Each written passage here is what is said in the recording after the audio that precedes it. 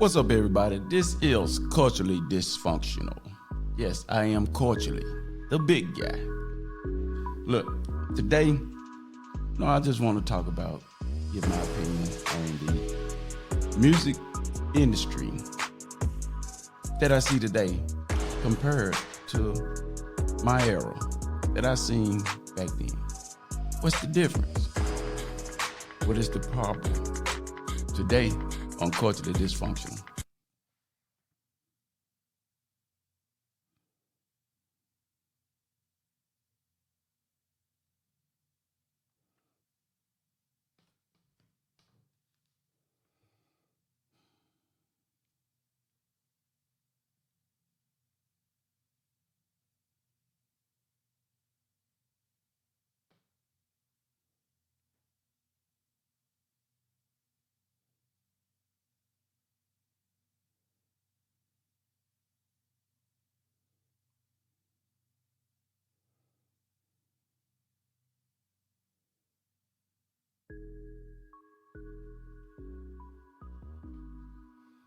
Okay.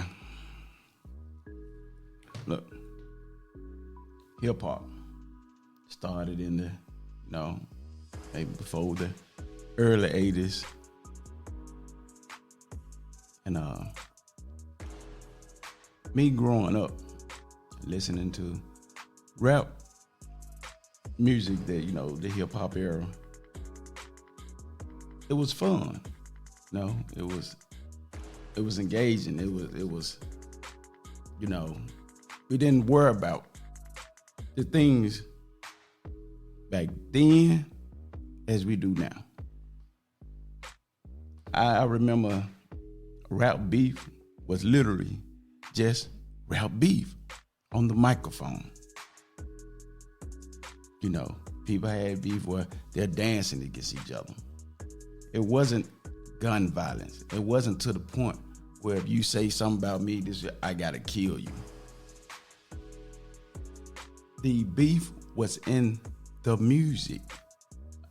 To me, it's a fun beef. But today, the music flows over into the street, into real beef. Everything is real. We don't use music as entertainment anymore. This new culture, this new music, this new genre. And it's killing people in the industry. Now we got along with social media. How can this problem be fixed? I don't see a solution. So I think I heard the term that hip hop was dead. Actually, hip hop is dead from what I knew of it.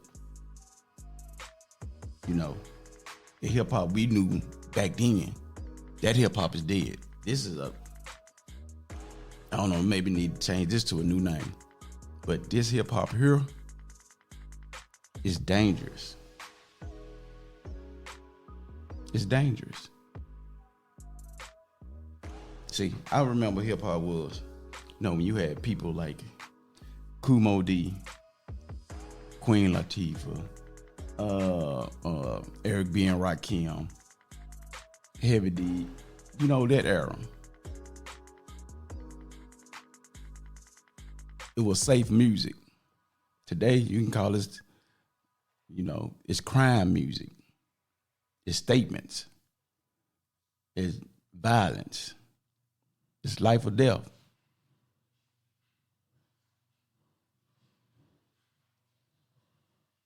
We have,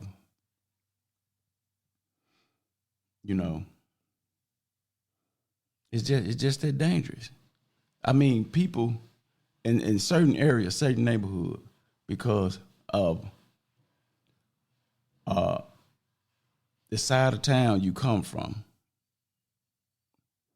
that if this artist lived on this side of town, that nobody can play his music on this side of town. That's how crazy it has got.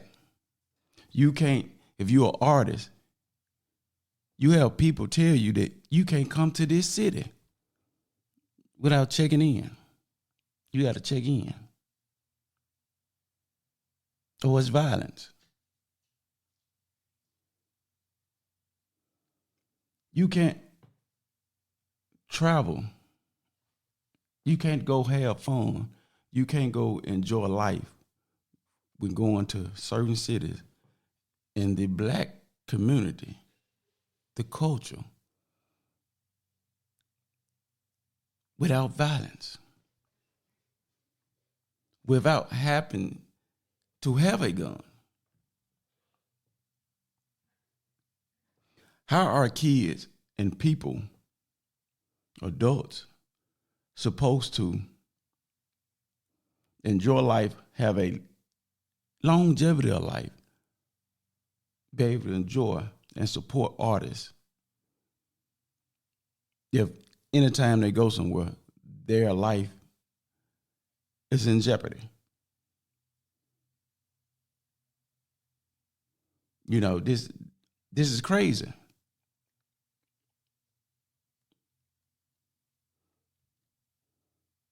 And you know, some of our fans out here, they promote it. They're agreeing with it until it's them. If you see an artist is going to prison for something that he did do, was a part of, you're supporting him. You're supporting a killer because he's one of your favorite artists. Our culture is so twisted and backwards that the curse is on us. It's not even a curse. It's our doing, our culture doing.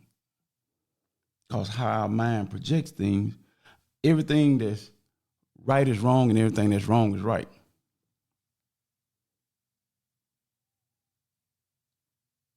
Everything that's right is wrong and everything that's wrong is right. We say we don't want crime, but we protect the criminals.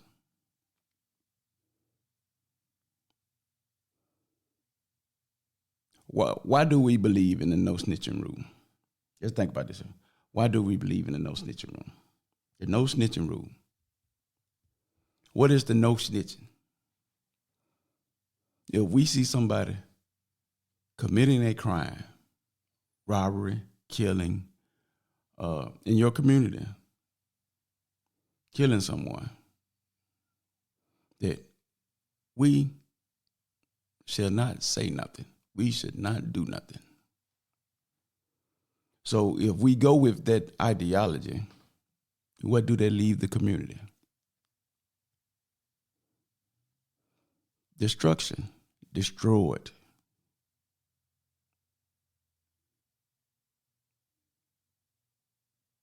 That's how we live. That's how we want to live.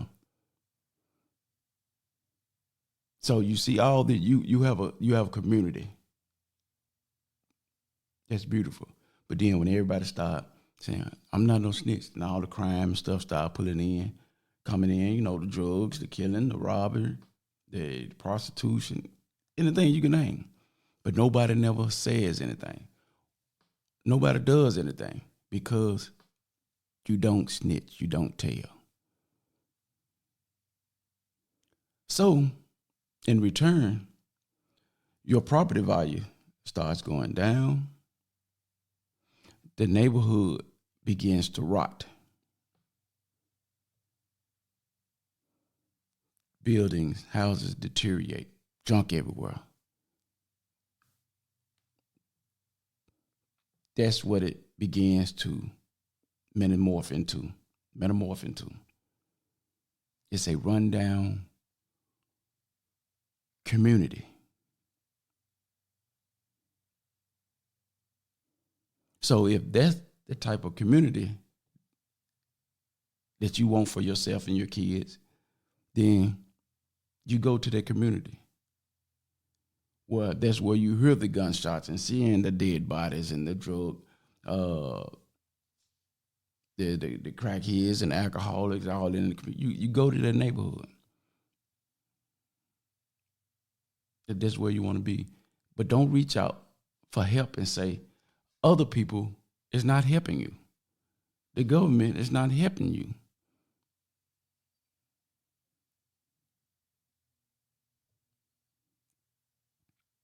That's where it stems from.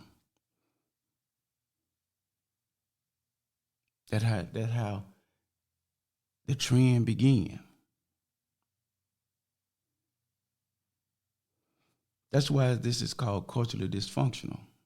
Because I look at all the dysfunctional things in cultures, whatever the culture may be.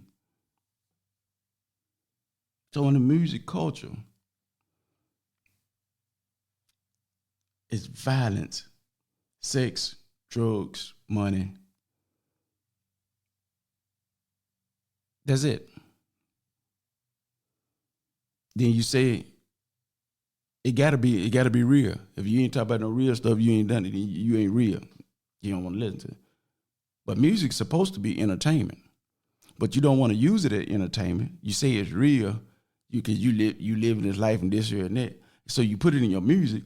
Then you think the law is wrong for using it against you when you're confessing in it. When you're making a statement, you doing your job as an artist and want to be real and saying this thing that you ain't fake, you real, your music real, blase, blase. So then you got to expect the law to do its job.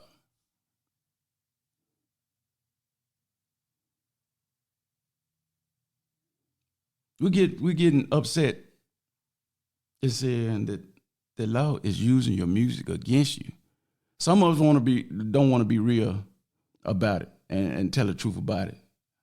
How insane that is. And say, we can't be artists no more. You can be an artist. Music is entertainment. Come up with something, rap about something. But it seems like we can only rap about something that's dealing with murder, drugs, guns, sex, women. That is high as the vocabulary go. I listen to the music as entertainment. I don't live that life. I don't promote that life, So it's like we only stuck right here. In this music that we listen to, it influences the younger generation to try to live this life. You got to live this life that you see these artists, these entertainers. I don't even know, do you call them entertainers anymore? You got to live this lifestyle that they portray in their music. So it influences crime.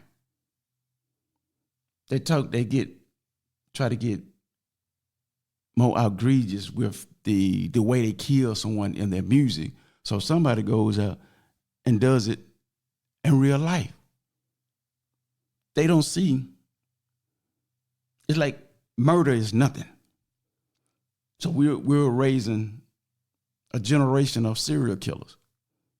Because once you reach 3 people, you're a serial killer.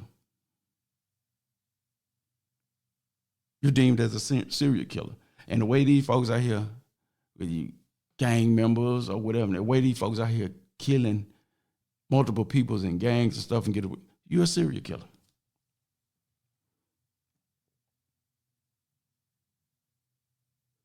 But nobody sees nothing wrong with this.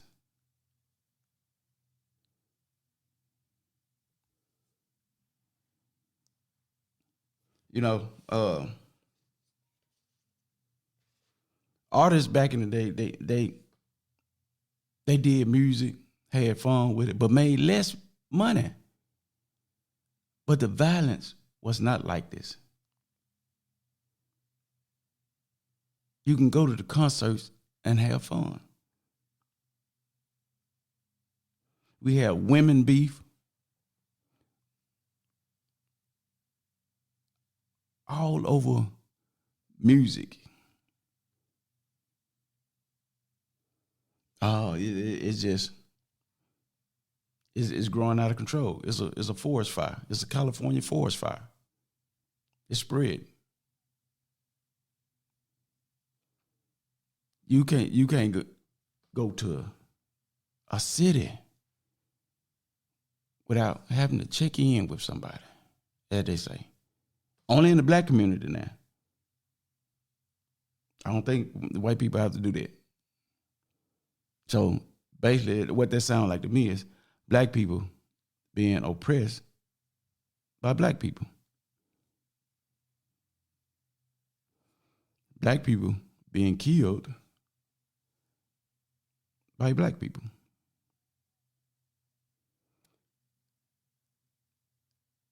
Sound like a black KKK to me.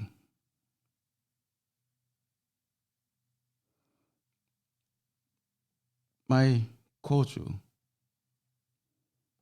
our young generation, is destroying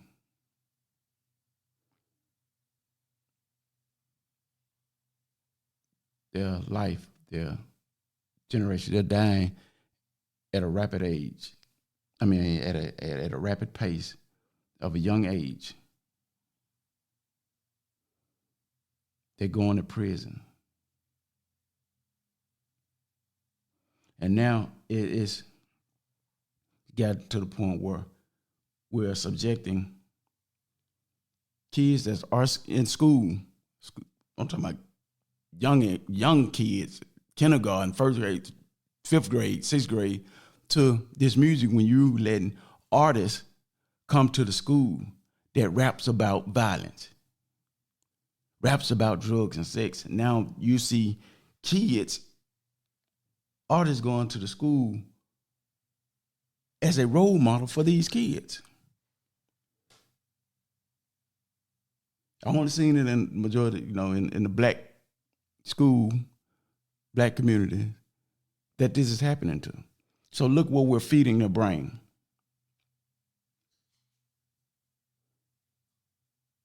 So the only music that they have to listen to, or you listen to on the radio or social media, is this type of music.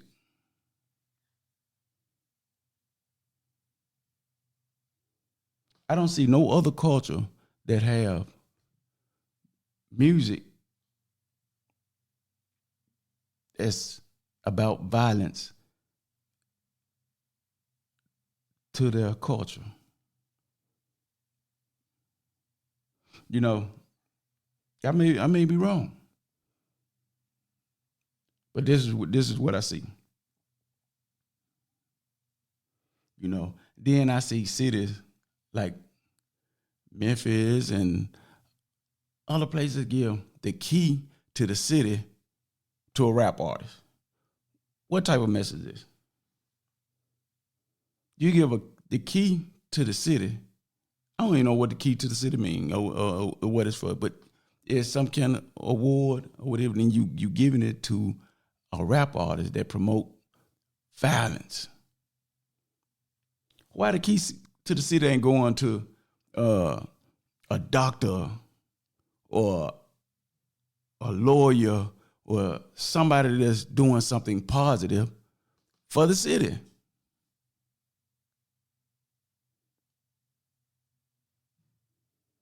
Drake ain't even from Memphis. He got the keys to the city. 3 6 Mafia. I think Yo Gotti. But everywhere these cities give keys to rap artists. Why? Is that what the key for? Is that what it mean?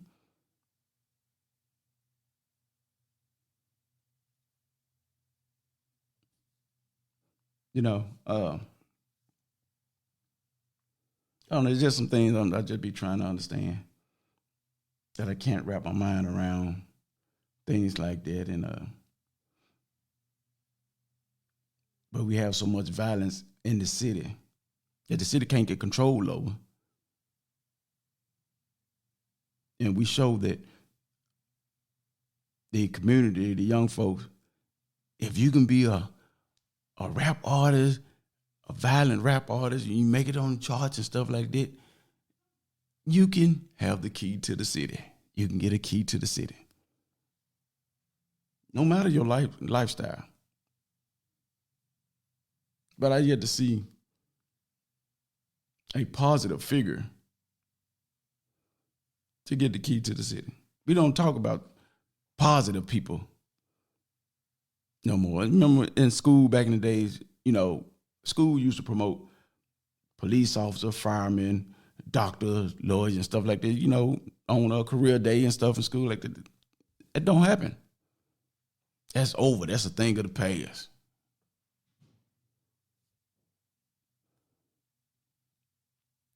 So, and then I see these shootings where they don't care about bystanders, babies, nobody. So many kids and babies are getting shot. Just a couple of weeks ago, two young guys, I think they were like 17, 16, 18 or something, shot in a car with a man and 4 children. Shot everybody in the car.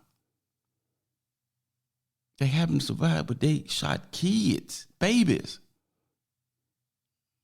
They shot babies on the interstate.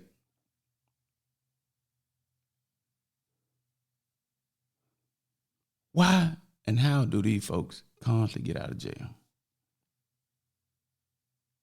If someone get out of jail on bond and still be doing the same thing and go back to jail, like they can't hold them. They don't care.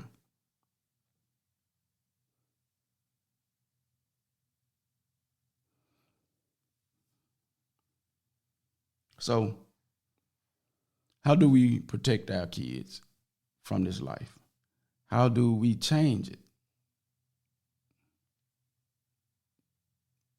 We can't.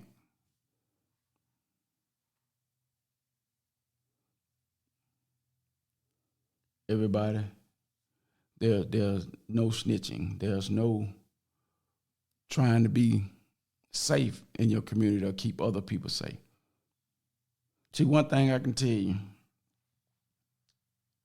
is that when you move into a white suburb, a white area, if it's not racism or anything like that, a black person will feel much safer. Because you're not worried about no drive-bys. You're not worried about no druggies on the corner of the street.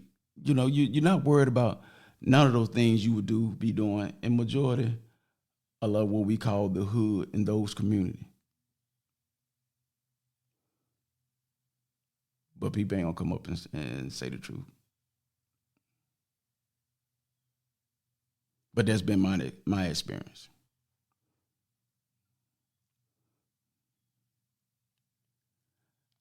I've been living in a predominant white suburban area, and I haven't heard police cars. I haven't heard shootings. And I'm sure there are some black neighborhoods like that, but it's gonna be majority of older people.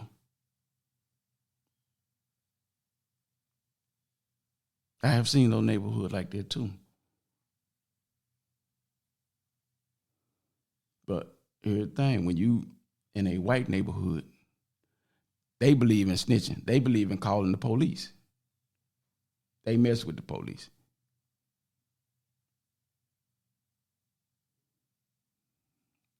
So it's a trade-off from, depending on your character and who you are, what you make of this. For me, I have had no problems. There's been no break-ins, no car thefts, you know, and I leave my door unlocked.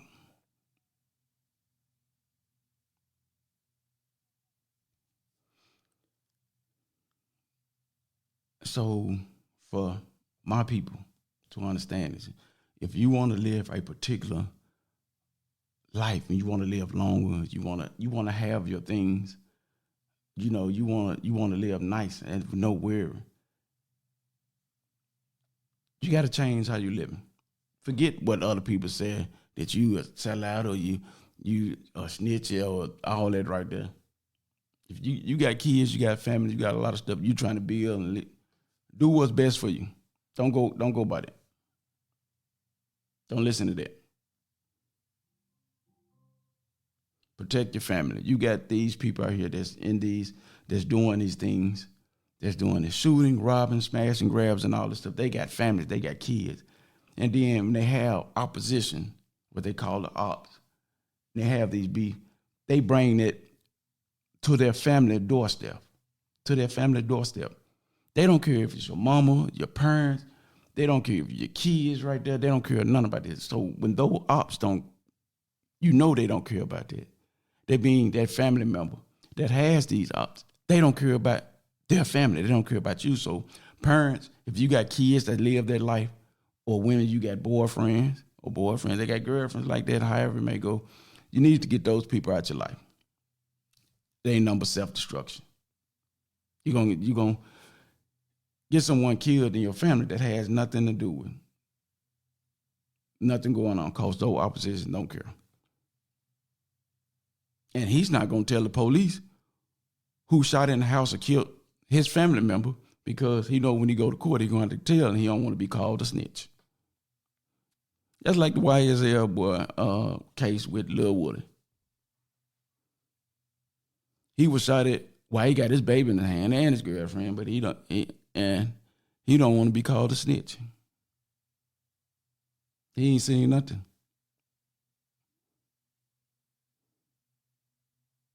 So when you subject yourself to these type of situations, can't nobody help you.